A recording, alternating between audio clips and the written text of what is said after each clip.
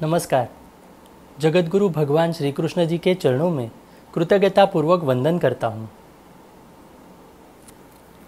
सनातन संस्था एवं हिंदू जनजागृति समिति की ओर से धर्म संवाद के इस विशेष कार्यक्रम में मैं कार्तिक सालुंके आप सभी का हार्दिक स्वागत करता हूँ।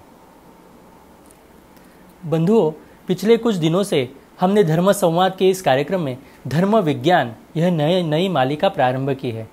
इस मालिका का उद्देश्य यही है कि विज्ञानवादी बुद्धिजीवी लोगों के मन में धर्म के बारे में जानकारी उन्हें प्राप्त हो और जो धर्म को जानते हैं तो उनके मन में दृढ़ श्रद्धा निर्माण हो।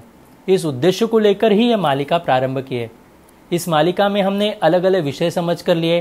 भारत की गुरुकुल शिक्षा परंपरा कैसे थी, भारत की शिक्षा व्यवस्था कैसे थी, भारत में विज्ञान कितना प्रगत अवस्था में था, ये सभी हमने जानकर लिया। आज भी हम ऐसे ही महत्वपूर्ण जानकारी आज के इस धर्म विज्ञान के मालिका में लेने वाले हैं। हमारे साथ यहाँ पर हिंदू जनजागृति समिति के राष्ट्रीय मार्गदर्शक सद्गुरु डॉक्टर चारुदत्त पिंगले जी जुड़े हैं। नमस्कार सद्गुरु डॉक्टर पिंगले जी। नमस्कार कार्तिक जी। तो आइए आज के इस धर्म विज्ञान की मालिका को हम प्रारंभ करते हैं। मैं सर्वप्रथम सद्गुरु डॉक्टर पिंगले जी आपसे पूछना चाहूँगा कि आपने पिछले संवाद में हमें प्राचीन भारत की जो शल्य चिकित्सा थी इसके बारे में हमें बताया था, पर यहाँ पर भारत में अगर हम देखा जाए तो भारत में यज्ञ की वेदी का निर्माण हो या फिर हड़प्पा के नगरों का निर्माण हो, इन सभी के लिए आंकड़ों की और गणित की आवश्यकता होती है। तो प्राचीन भारत में गणित भी था क्या? तो गणित के विषय में आप हमें बताइए। जी कार्तिक जी, प्राचीन भारत में जो गणित था अर्थात मैथमेटिक्स इन एंशिएंट इंडिया, इसके संदर्भ में जानकारी लेना हम सभी की दृष्टि से बहुत आवश्यक है। प्राचीन काल में आचार्यों ने धार्मिक कुछ अनुष्ठान करना हो या कुछ शुभ कार्य करना हो तो उसके लिए कुछ विशिष्ट तिथियां, जिसे हम शुभ काल भी कहते हैं, उनको तय करनी पड़ती थी, जिसकी गणना के लिए ज्योतिष अर्थात खगोल शास्त्र, जिसको हम एस्ट्रोनॉमी कहते हैं, इन शास्त्रों का संपूर्ण ज्ञान होना अत्यंत आवश्यक था। और खगोलीय गणित के या गणनाओं के बिना या उसके ज्ञान के बिना यह संपूर्णतः असंभव था। इसी प्रकार से विभिन्न यज्ञों के लिए जो वेदियों का निर्माण होता था, जैसे त्रिभुज है, चतुर्भुज है, षडभुज है, अष्टभुज है, वृत्ताकार है, आदि विभिन्न आकारों में ये यज्ञों की वेदियां बनाने का जो विधान था, इसके लिए भी अंकगणित यानी अरिथमेटिक, बीजगणित यानी अलजेब्रा, ज्यामिति यानी ज्योमेट्री, त्रिकोणमिति यानी ट्रिग्नोमेट्री इत्यादि सभी प्रकार के गणितों के संदर्भ का ज्ञान होना अत्यंत आवश्यक था। और यही कारण है कि भारत में जो गणित का प्रचलन है वो वैदिक काल से ही चला आ रहा है। वेदों के उपग्रंथ शुल्ब सूत्र में गणित के अनेक सूत्र हमको वहां पाए जाते हैं। प्राचीन भारत में गणित के अनेक विभागों में बहुत सा अधिक विकास हुआ था। आज जिसे स्कूलों में पाइथागोरस का प्रमेय या पाइथागोरस थ्योरम के नाम से जो पढ़ाया जाता है, उस विषय में पाइथागोरस से भी पहले हजारों साल पूर्व हमारे देश के आचार्यों ने इसके संदर्भ में जानकारी लिखित थी। वे उसके बारे में जानते थे और उसके प्रत्यक्ष प्रयोग किए हैं। इसका संदर्भ हमें बोधायन के शुल्ब सूत्र में स्पष्टता से मिलता है। बोधायन का जो शुल्ब सूत्र है, जो आप अभी स्क्रीन पर देख रहे हैं, इस शुल्ब सूत्र का मूलतः अर्थ ऐसे ही है कि दीर्घ चतुरस अर्थात जिसको हम आयत कहते हैं, उसके जो विकर्ण यानी रज्जु, उसका जो क्षेत्र यानी उसका जो वर्ग होता है, तो क्षेत्र का जो मान या आधार है यानी पार्श्वमानी जिसे कहा जाता है, एवं त्रियंगामानी यानी जिसको लंब परपेंडिकुलर कहते हैं, इसके वर्गों का योग होता है। यही शुल्ब सूत्र आधुनिक काल में पाइथागोरस के सूत्र के नाम से प्रचलित किया गया है। परंतु इस पाइथागोरस का जो थ्योरम है, उसका जो सूत्र है, उसका मूल जो स्रोत है, वो हमारे वेदों के शुल्ब सूत्र में ही पाया जाता है। अब वैदिक गणित पद्य में संकलित होता है, जो पाश्चात्य गणित से भिन्न रूप है।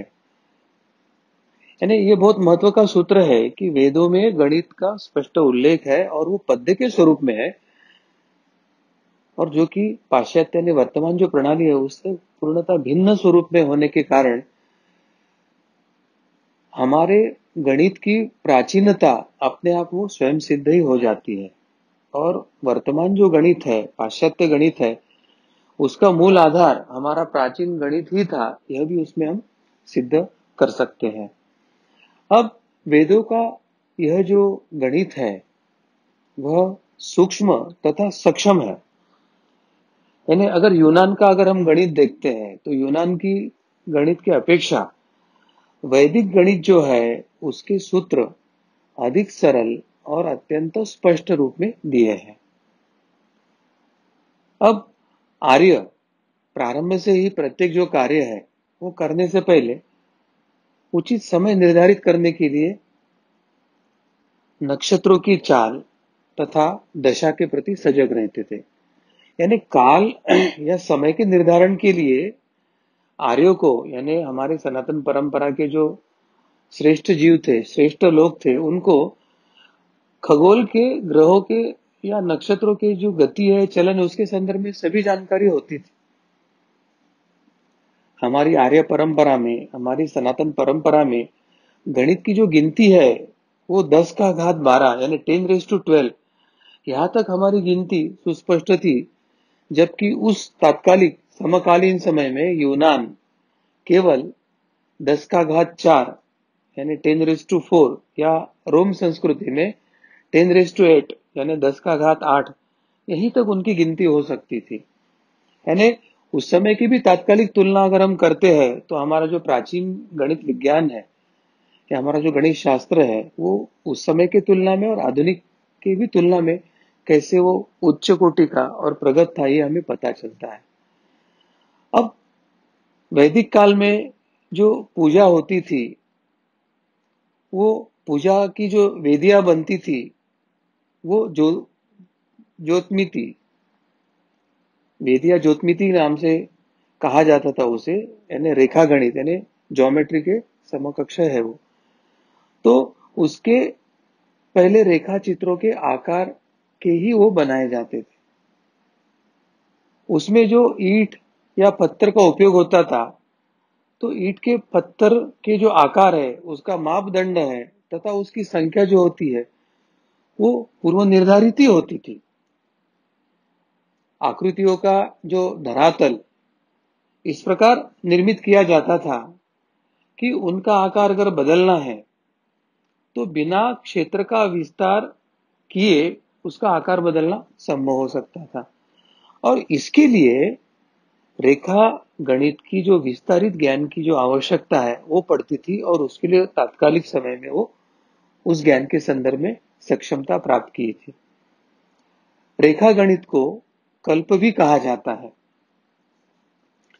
अब जो शुल्ब सूत्र है उसमें रेखा गणित के अनुसार वेदिया बनाने का विस्तारित वर्णन उन्होंने दिया है। और ये वर्णन किस प्रकार का है? वो आयताकृति है, वर्ग के आकार का वर्गाकृति है, वो चतुर्भुज है, अंडाकार यानी जिसे हम ओवल कह सकते हैं उस आकार का भी था। तो ऐसे विविध आकारों की यज्ञों की वेदियां उस समय बनाई जाती थी तथा उनका जो क्षेत्रफल और आकार इच्छा के अनुसार तत्काल उसे अदला बदल करके वो आकार को बदला भी जा सकता था। तो इसलिए उस समय का गणितीय ज्ञान कितना श्रेष्ठ था वह हमें समझ में आता है। अब महाभारत का अगर हम संदर्भ लेते हैं और उसमें गणितीय ज्ञान का कोई संदर्भ आता है कि इस तरह का अगर हम चिंतन करते हैं, तो एक बात मैं आपको स्पष्टता से बताना चाहूंगा कि प्रत्यक्ष दुर्योधन का भी रेखा गणित के संदर्भ में कैसे अध्ययन था उसका सूक्ष्मता से विचार हमें करना चाहिए।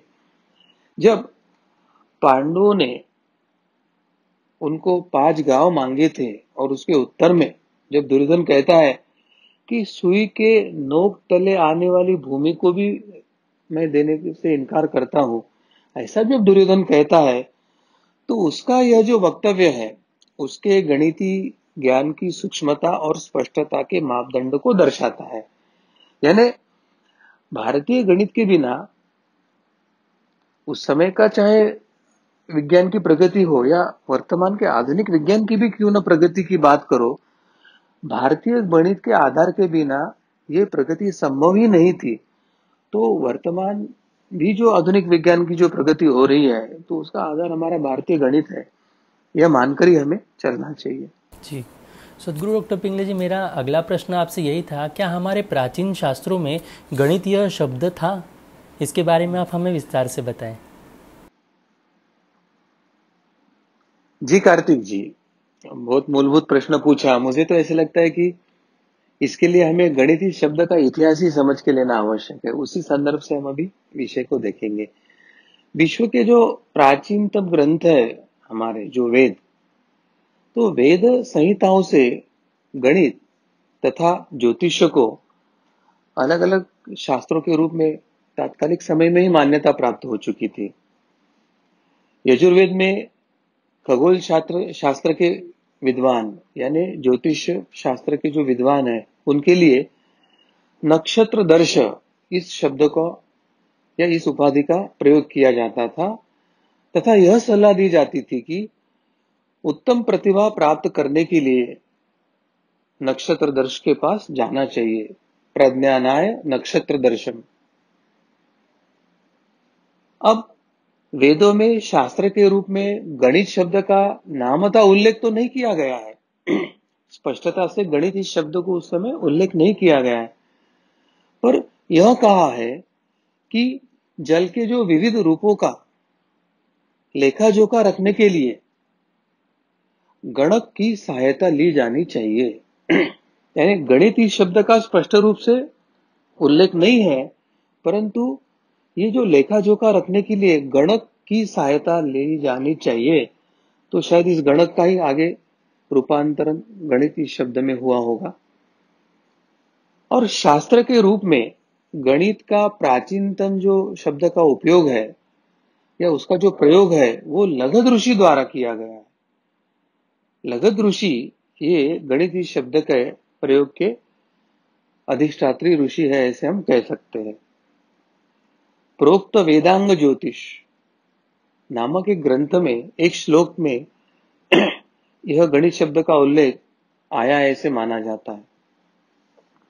पर इससे भी पूर्व छंदोग्य उपनिषद में सनत कुमार के पूछने पर नारद जी ने जो 18 अधीत विद्याओं की सूची उस समय प्रस्तुत की है, उसमें ज्योतिष के लिए नक्षत्र विद्या ऐसा उल्लेख आता है, तथा गणित के लिए राशि विद्या यह नाम उसने प्रदान किया था। तो राशि विद्या यह गणित के समकक्ष उसका पर्यायवाचक नाम है, ऐसे हम कह सकते हैं। इससे भी प्रकट होता है कि उस समय इन शास्त्रों की तथा इन विद्वानों का अलग अलग प्रसिद्धि हो या उसका चलन हो, चल रहा था। अब समय के साथ जब हम आगे गए, तो इस शास्त्र के लिए अनेक नाम विकसित होते रहे, और सर्वप्रथम ब्रह्मगुप्त ने पाठ या पाटी का प्रयोग किया, जिसको हम अंग्रेजी में स्लेट कहते हैं, स्लेट। तो बाद में श्री धराचार्य जी ने पाटीगणित नाम से ही एक महनीय ग्रंथ लिखा, गणित के संदर्भ का पाटीगणित नाम का ही ग्रंथ उन्होंने लिखा, और तब से यह नाम लोकप्रिय हो गया। पाटी या तख्ती पर खड़िया द्वारा लिखने से यह नाम समाज में चलने लगा। अरब में भी गणित की इस पद्धति को अपनाने से इस नाम के वजन पर इल्म हिसाब अल तख्त नाम प्रचलित हुआ है। तो अरब में गणित के संदर्भ में इल्म हिसाब अल तख्त इस नाम से ही उसको जाना जाता है। अब प्रश्न निर्माण होता है कि क्या वेदों में दशमलव प्रणाली थी, या हमारी जो वर्तमान दशमलव प्रणाली है क्या वो वेदों के काल से प्रचलित है। तो इसके बारे में वेदों की ऋचाओं में, ऋचा क्रमांक जो 10 है उस पर आधारित नहीं, ऋग्वेद के ऋचाओं में हमारा जो 10 ये अंक है, ये 10 ये अंक पर आधारित विविध घातों की संख्याओं को अलग अलग संज्ञा दी है।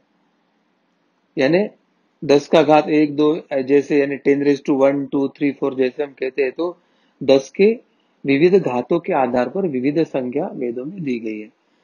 कई स्थानों पर संज्ञाओं में थोड़ा भेद तो मिलता है, परंतु घातों की जो गणना की क्षमता है उसमें कोई भेद नहीं है उसमें। जैसे 1, फिर दूसरा आता है दश, यानी 10 का घात 1 या 10⁻1। तीसरा आता है शत, शत यानी 10 का घात 2 यानी 10⁻2। तीसरा आता है सहस्त्र, 10 का घात 3 यानी 10⁻3। चौथा आता है आयुत, आयुत यानी 10 का घात 4 यानी 10⁻4। उसके बाद आता है लक्ष्य, 10⁻5, 10 का घात 5। फिर प्रयुत आता है 10 का घात 6। फिर कोटि आता है 10 का घात 7। फिर अबुर्द आता है 10 का घात 8। फिर अब्ज आता है 10 का घात 9। फिर खर्ब आता है 10 का घात 10। उसके बाद विखर्ब आता है 10 का घात 11। उसके बाद महापद्मा आता है 10 का घात 12।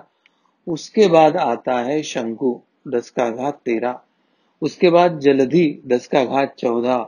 उसके बाद आता है अंत्य 10 का घात 15। फिर उसके ऊपर भी जाते हैं तो 10 का घात 16 यानी मध्य, और परार्ध 10 का घात 17 यानी 10⁻17। तो इन संख्याओं से यह एक बात स्पष्ट होती है कि वैदिक काल से ही अंकों की दशमलव प्रणाली है वो प्रचलित है। और वो कहां तक प्रचलित है? 10 का घात 17 यानी परार्ध तक गणित या आंकड़ों की गणना उस समय वेद कालीन में ही प्रचलित थी, ये सुस्पष्ट होता है। अब ऋग्वेद का ये हमने पढ़ा, अब यजुर्वेद में कोई उसका संदर्भ है क्या?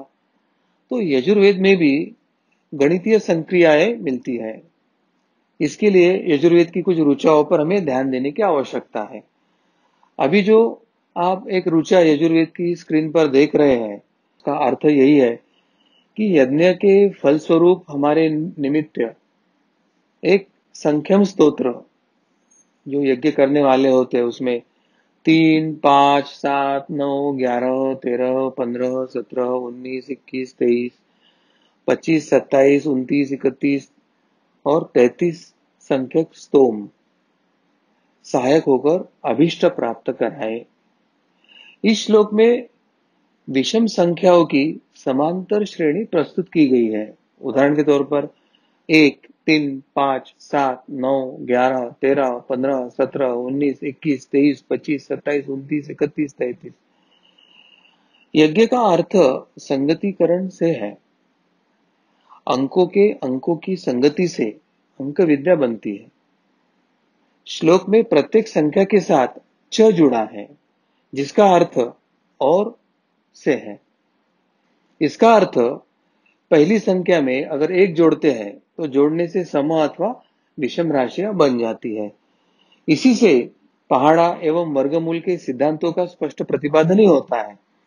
अतः निश्चित रूप से यह कहा जा सकता है कि वैदिक काल में एक अंकीय संख्या, यानी जिसे हम 1 2 3 5 7 9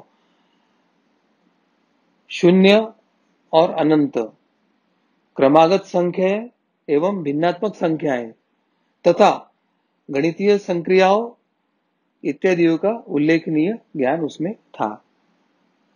अब यजुर्वेद में अंकों का क्रम कैसे बताया है? तो आप अभी ये जो श्लोक स्क्रीन पर देख रहे हैं उसमें एक विशेषता, एक अंक 1 से 12 तक क्रम दिए हैं।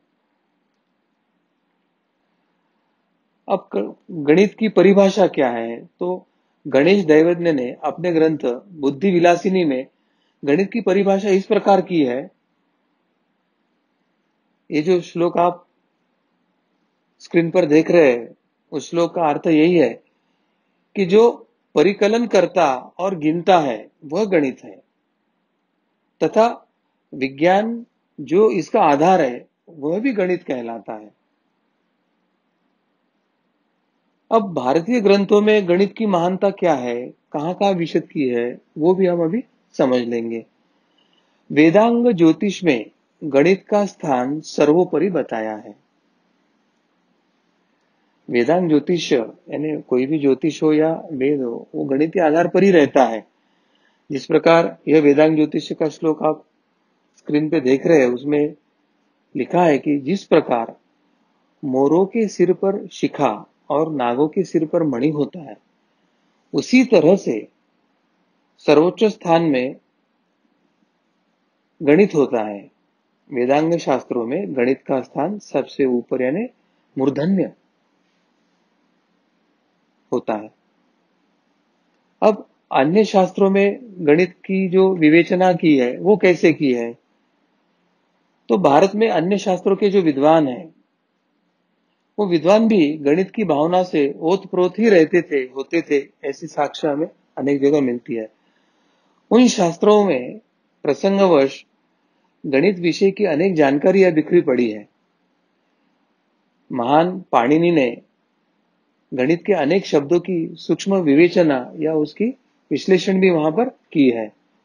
उन्होंने चक्रवृद्धि ब्याज यानी जिसे हम कंपाउंड इंटरेस्ट कहते हैं, तो चक्रवृद्धि ब्याज द्वारा सर्वाधिक बढ़ी हुई जो रकम है उसको महाप्रवृद्ध कहा है या महाप्रवृद्ध बताया है। तोलना, मापना, चाहे सिक्के हो, पण द्रव्य के सैकड़ों शब्द के जो वर्णन है वे अंतर्गत त्रैराशिक नियम की जो सूचना है वो उन्होंने दी है।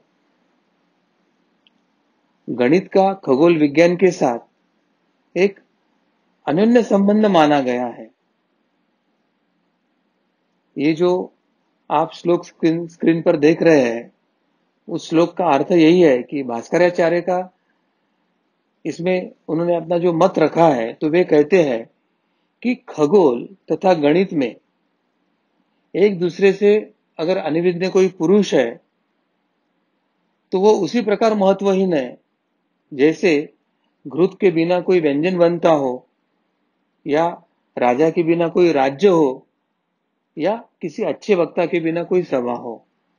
यानी दोनों परस्पर इतने पूरक है और उसमें से एक को भी न जानना यानी पूरा उसका रस ही निकल जाता है, ऐसे भास्कराचार्य ने इस श्लोक द्वारा बताया है। अब ईशावास्य उपनिषद में गणित के संबंध में तो कुछ मंत्र भी है, और इसके शांति मंत्र में जो कहा गया है कि ओम पूर्णमदः पूर्णमिदं पूर्णात् पूर्णमुदच्यते पूर्णस्य पूर्णमादाय पूर्णमेवावशिष्यते। अब यह मंत्र माध्य आध्यात्मिक वर्णन का नहीं है, अपितु इसमें अत्यंत महत्वपूर्ण गणितीय संकेत भी छिपा हुआ है। और यह जो संकेत है वो समस्त गणित शास्त्र का आधार भी बना हुआ है। यह जब तक हम समझ नहीं लेते तब तक हमारे मंत्रों के जो गुढ़ार्थ है या मंत्र हमारे उस समय के पारंपरिक विज्ञान हो या पारंपरिक गणित के कैसे आधार बने हैं वो हमें समझना कठिन है। यह मंत्र कहता है कि यह भी पूर्ण है और वह भी पूर्ण है। पूर्ण से ही पूर्ण की उत्पत्ति होती है, तो वह भी पूर्ण है, और अंत में पूर्ण में ही लीन होने से वो अवशिष्ट जो होता है वह भी पूर्ण ही रहता है। अब जो वैशिष्ट पूर्ण के वर्णन में ही वही वैशिष्ट शून्य व अनंत में भी है। यानी उदाहरण के तौर पर अगर हम देखते हैं तो शून्य में शून्य जोड़ने से या शून्य में शून्य घटाने पर शून्य ही रहता है। यह बात अनंत की भी है। हमारे यहाँ जगत के संदर्भ में विचार करते समय दो प्रकार के चिंतक हुए थे, एक इति इति कहने वाले, दूसरा नेति नेति कहने वाले। इति यानी पूर्णता के बारे में कहने वाले, और नेति यानी शून्यता के बारे में कहने वाले।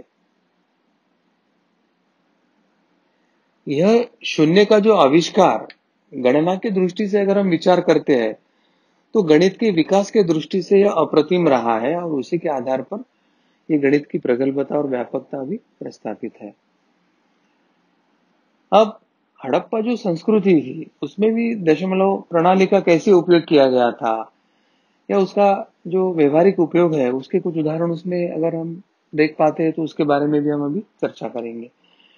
तो भारत में जो दशमलव प्रणाली थी उसका अस्तित्व हड़प्पा कालीन जो सिंधु घाटी सभ्यता थी उसमें भी स्पष्टता से हमें उसके प्रमाण मिले हैं।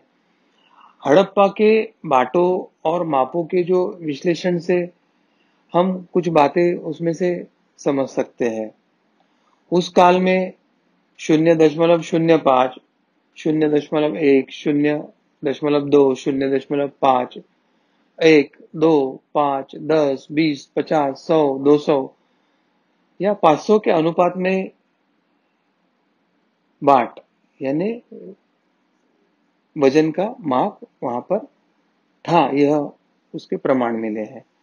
और हड़प्पा के जो बाट यानी जो वेइंग मेजर्स थे या माप,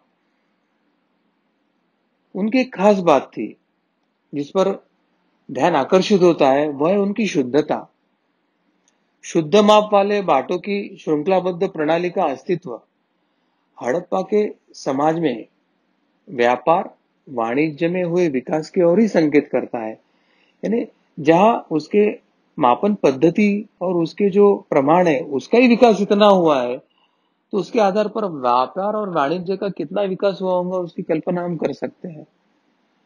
अब वैदिक काल में धार्मिक तथा जो कृषि और उस समय की जो कर प्रणाली थी उसके संदर्भ में अंकगणित की स्थिति क्या थी, वो कितनी प्रगत और प्रगल्भ थी, वह भी हम समझ लेंगे।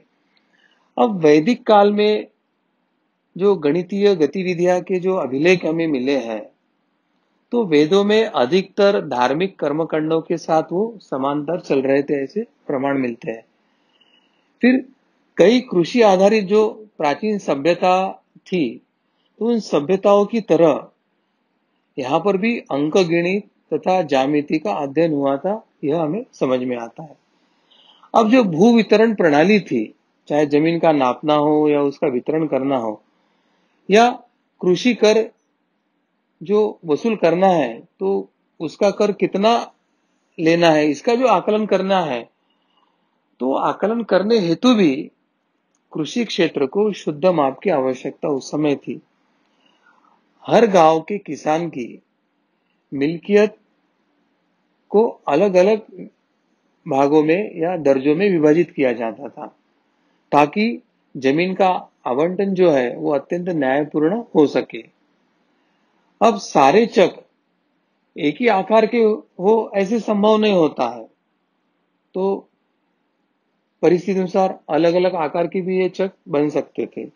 अतः स्थानिक प्रशासकों को आयतकार या त्रिभुजकार क्षेत्रों का समतुल्य जो परिमाण है, यानी अगर इस आकार में है तो उसका औसतन कितनी आय होगी और उस पर कर कितना वसूल करना है, या त्रिभुजकार हो तो इसका क्षेत्र कितना बनता है, उसमें कितना उत्पादन हो सकता है, तो उस पर कितना कर बनाना है।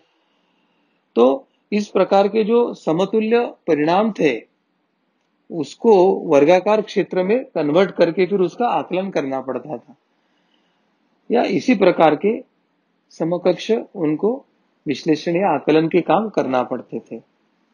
अब कर निर्धारण चाहे मौसमी हो या वार्षिक, वो उनकी आने वाले फसल के आय के अनुपात में ही उन पर करना पड़ता था, उसके आधारित ही वो कर की निर्धारण की प्रक्रिया होती थी। मगर कई अन्य देशों के ध्यान में रखकर कभी कभी उन्हें कम या अधिक भी किया जा सकता था, ऐसी उनमें प्रावधान थी। इसका अर्थ कि लगान वसूलने वाले जो प्रशासक या उस समय जो वेतनभोगी प्रशासकीय कर्मचारी वहां पे काम करते थे, उन सभी को ज्यामिति यानी ज्योमेट्री तथा अंक गणित का ज्ञान जरूरी था, यह स्पष्ट होता है। इस प्रकार गणित कृषि क्षेत्र की गतिविधि और कर्मकांड दोनों क्षेत्र की सेवा में उपयोग होता था, यह हमें स्पष्ट पता चल रहा है। और जो अंक गणित की जो क्रिया है, जैसे योग यानी दो इसको मिलाना है, या एक में से दूसरे को घटाना है, या एक का दूसरे से गुणन करना है, या एक को दूसरे से भागना है, या उसका वर्ग करना है, घनमूल करना है, तो ये जो सब है वर्ग, घन और मूल, ये नारद विष्णु पुराण में सुस्पष्टता से वर्णित है। और इसके जो प्रणेता है उनको वेद व्यास को इसके प्रणेता माना गया है। अब ये परिणाम कैसे निकाले गए हैं, इस विषय पर आधुनिक विद्वानों में निश्चित मतभेद है। कुछ का विश्वास है कि ये परिणाम अटकल विधि या रूल ऑफ थंब या कई उदाहरणों से प्राप्त नतीजों का जो साधारीकरण है, उसका एनालिसिस है, उसके आधार पर निकाले गए, ऐसे वो अपना अपना तर्क बताते हैं। परंतु उसमें जो एक दूसरा मत है कि एक बार कोई वैज्ञानिक विधि न्याय सूत्रों से अगर निश्चित हो गई तो ऐसे नतीजों के प्रमाण अवश्य दिए गए होंगे, मगर ये प्रमाण काल के समय में नष्ट हो गए अथवा गुरुकुल प्रणाली के जरिए मौखिक रूप से उनका प्रसार होते जाने के कारण वो कहीं लिखित ना मिले होंगे, या केवल उनके प्रक्रिया के केवल अंतिम परिणाम ही ग्रंथों में सारणीबद्ध किए हो। इस प्रकार की संभावना होने के कारण वो विश्लेषण में एक समानता उसमें नहीं दिखाई देती है। परंतु हर हाल में यह तो निश्चित है कि वैदिक काल में गणित के अध्ययन को काफी महत्व दिया जाता था, ये स्पष्ट होता है। कई शताब्दियों के बाद मैसूर के जो जैन गणितज्ञ थे महावीराचार्य, उन्होंने गणित के महत्व पर जोर देते हुए कहा था कि इस चलाचल जगत में जो भी वस्तु विद्यमान है वह बिना गणित के आधार के नहीं समझी जा सकती है। यानी बहुत बड़ा सिद्धांत रखा है कि ये दृश्य जगत में जो भी दिख रहे हैं वो बिना गणित के आधार से हम समझना, आकलन करना बड़ा कठिन बात है। और पाणिनि और जो अन्य विधि सम्मत वैज्ञानिक थे उनके संकेत चिन्हों के बारे में भी हम जान लेंगे। भारतीय विज्ञान के इतिहास में एक विशेष प्रगति जिसका गंभीर प्रभाव सभी परवर्ती गणितीय ग्रंथों पर पड़ा था, वो संस्कृत व्याकरण और भाषा विज्ञान के प्रणेता पाणिनि द्वारा किया गया काम था। ध्वनि शास्त्र और संरचना विज्ञान पर एक विशद और वैज्ञानिक सिद्धांत उसकी पूरी व्याख्या के साथ प्रस्तुत करते हुए पाणिनि ने अपने संस्कृत व्याकरण के ग्रंथ अष्टाध्यायी में विधि सम्मत शब्द उत्पादन के नियम और परिभाषाएं प्रस्तुत की थी।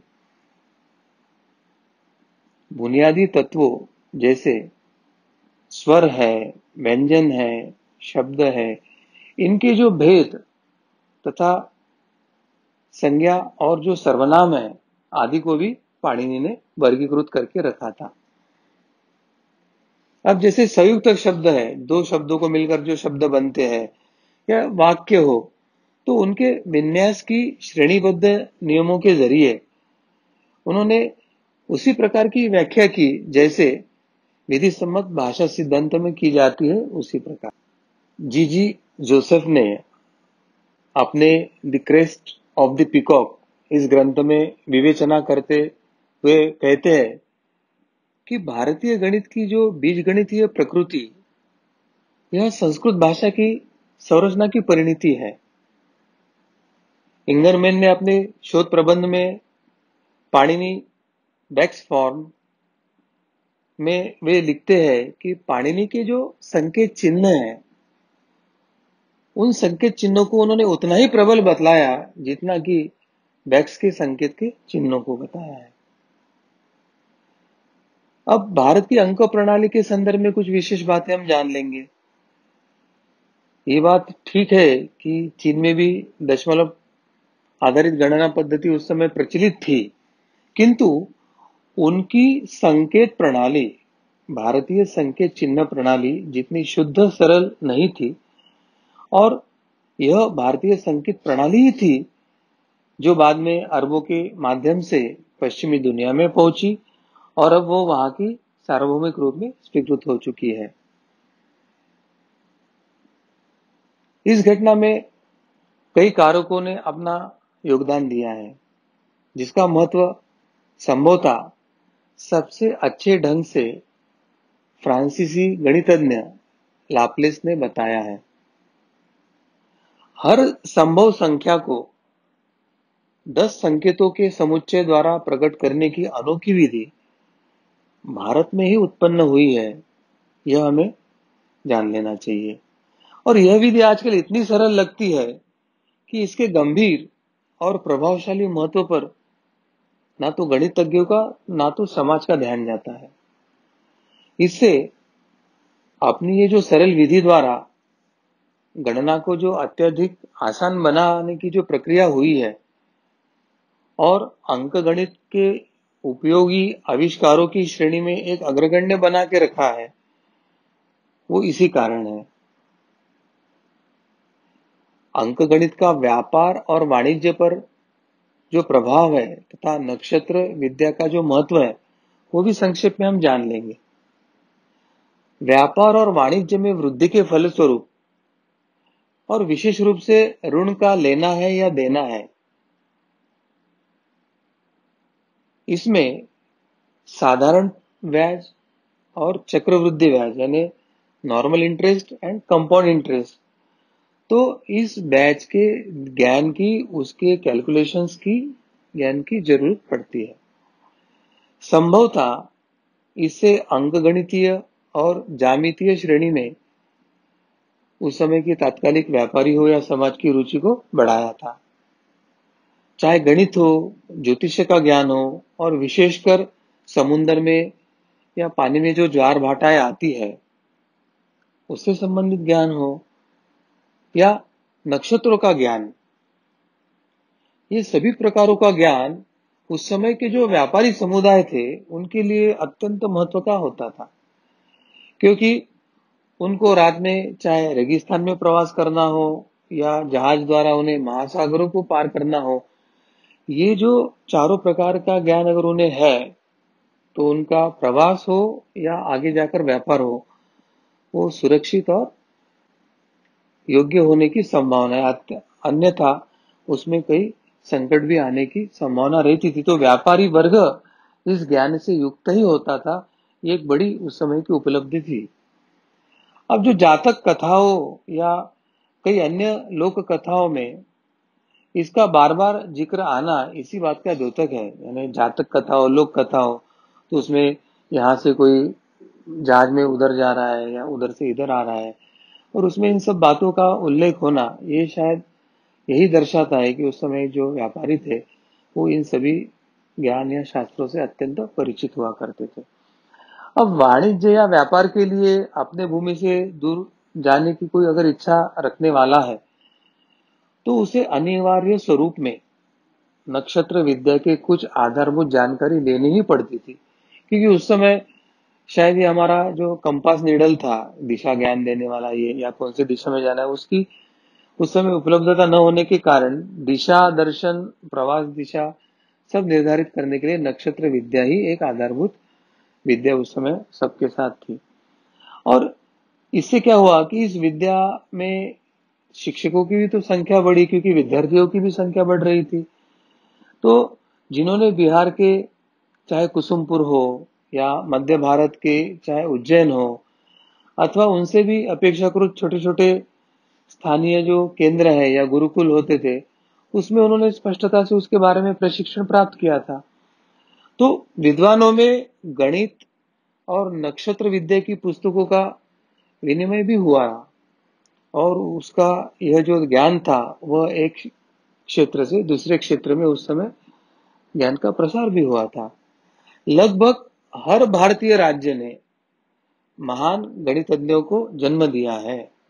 उनके इतिहास में कोई ना कोई महान गणितज्ञ हुए, ऐसे हमें इतिहास मिलता है, जिन्होंने कई सदियों पूर्व भारत के अन्य भाग में जो उत्पन्न अन्य गणित की जो विधियां थी या कृतियां थी, उनकी समय समय पर समीक्षा भी किया था। विज्ञान के संचार में संस्कृति उस समय की जन माध्यम की भाषा बनी हुई थी। तो इस प्रकार ये जो चाहे नक्षत्र हो, खगोल विद्या हो, या अंक गणित हो, या ज्यामिति हो, या अन्य त्रिमिति हो, तो इसका ज्ञान उस समय पक्के घर बनाने के लिए, सड़कें बनाने हेतु, कुछ यंत्र या औजार बनाने हेतु, कर्मकांड ये उस समय का प्रमुख एक कांड था जिसके ऊपर यज्ञ याग की संस्कृति चल रही थी। तो उसकी जो वेदियां बनाना है उसके संदर्भ में, और उसके साथ भारत तात्कालिक समय में विश्व का सबसे बड़ा व्यापारिक केंद्र था और विश्व से कम कहा जाता है कि 60 से 65% जो जीडीपी यानी सकल उत्पाद घरेलू उत्पाद था वो भारत का था, और भारत से ही संपूर्ण विश्व में व्यापार होता था। तो भारत से ही सभी दिशा के तरफ व्यापार के लिए लोग अपना अपना हीरे जवाहरात या अलंकार को साथ अन्य जो मसाले या खान पान की वस्तु को लेकर वो व्यापार के लिए निकलते थे। तो उनको सबसे महत्व की बात थी कि चाहे भूमि पर हो या जल में हो या रात के रेगिस्तान का प्रवास हो, हम सही दिशा में जा रहे हैं या नहीं, हमारा प्रवास योग्य दिशा में हो रहा है क्या, ये जानने के लिए नक्षत्रों की, तारों की स्थिति, ग्रहों की स्थिति, इनका अध्ययन होना अत्यंत अनिवार्य था। और इसलिए केवल विद्वानों में नहीं, तो उस समय जो व्यापारी वर्ग था उसमें भी इस ज्ञान का पूर्णता उन्होंने ग्रहण करके वो उस संदर्भ में भी ज्ञानी थे, यह समझने की आवश्यकता। और आज जो हमको सिखाया जाता है कि शिक्षा पद्धति कुछ तो अंग्रेजों ने शुरू किया है और अंग्रेजों के कारण भारत शिक्षित हुआ, तो मुझे लगता है कि ये पूर्ण आधुनिक विज्ञान हो, आधुनिक गणित हो, आधुनिक उनका जो कुछ है वो उन्होंने हमारे भारतीय परंपरागत गणित हो, विज्ञान हो, वेद हो या विविध ग्रंथ है, उसमें जो सब ज्ञान था उसको उन्होंने केवल आधुनिक परिभाषा में परिभाषित किया है। इतना ही उसका हम बात को लेकर उनको श्रेय दे सकते हैं, अन्यथा उनके प्रगति का जो है आधार वो मूलभूत हमारा पारंपरिक विज्ञान, गणित या ये सब शास्त्रीय, ऐसे मुझे लगता है। कार्तिक जी, सदगुरु डॉक्टर पिंगले जी, आपने अभी जो गणित इस विषय के बारे में हमें यहाँ पर समझाया, तो एक बात तो स्पष्ट हो गई कि गणित का उल्लेख हमारे धर्मशास्त्रों में पहले से किया गया है, वेदों में इसका उल्लेख किया गया है, और ये बहुत ही प्राचीन रूप से हमारे ही सनातन धर्म से ही आज ये पूरे विश्व को ये गणित मिला हुआ है। ये बात आज हमें स्पष्ट हो गई है। मेरा सभी दर्शकों से ये निवेदन है कि ये जो आप धर्म शिक्षा की और ये धर्म विज्ञान की मालिका आप देख रहे हैं, ये आप अवश्य अपने संपर्क में जितने लोग हैं उन तक ये पहुंचा सकते हैं। और हमारा ये जो गणित है, ये जो शास्त्र है, ये कितना प्रगत है और वो सनातन धर्म से कैसे आया है, ये अन्य लोगों तक भी आप ये पहुँचाने का प्रयास कर सकते हैं। यदि आपको इस विषय सुनते समय यदि कोई प्रश्न निर्माण हुए हो तो आप अवश्य अपने कमेंट बॉक्स पर अपने प्रश्न यहाँ पर हमें भेज सकते हैं। आपकी शंकाओं का समाधान करने का हम पूर्ण रूप से प्रयास करेंगे। साथ ही मैं सभी से निवेदन करना चाहूँगा कि आप ये जो YouTube चैनल पर आप देख रहे हैं तो उसको अवश्य सब्सक्राइब करें, और फेसबुक लाइव के माध्यम से जो दर्शक देख रहे हैं वो अवश्य हमारे इस हिंदू अधिवेशन पेज को लाइक करें। आज के धर्म विज्ञान की मालिका को अभी हम यहीं पर हम रुकने वाले हैं। मैं फिर से एक बार आह्वान करता हूँ, आप नोटिफिकेशंस जो देख रहे हो नोटिफिकेशन ऑन कीजिए, ताकि आपको समय समय पर जो भी नई मालिका आएगी उसके बारे में आपको जानकारी मिले। कल हम फिर से इसी संवाद को आगे लेकर जाने वाले हैं और इस धर्म विज्ञान की मालिका में गणित के विषय में अधिक जानकारी हम करके कल के धर्म विज्ञान के मालिका में हम सभी लेंगे। भगवान श्री कृष्ण जी की असीम कृपा से आज का यह संवाद यहीं पर संपन्न हुआ, ऐसे मैं घोषित करता हूँ। नमस्कार।